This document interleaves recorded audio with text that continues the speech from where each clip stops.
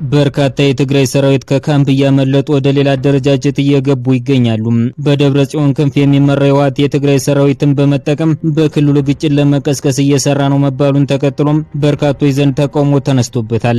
በዚህም በርካታ የሰራዊት አባላት ከካምፕ ያመለጡ ይገኛሉ። በአሁኑ ሰዓት የትግራይ ሰራዊት ታጣቂዎች ቀድሞ ከነበሩት ወታደራዊ ክፍል እየጠፉ ነፃ መሬት ብለው ወደ ሰየሙት ያልታወቀ ቦታ በመሸሽ እስካሁን 1000 የሚጠጋ ታጣቂ ያለው የኃይል አደረጃጀት ማቋቋማቸውን ከትግራይ የሚወጡ መረጃዎች ያመለክታሉ።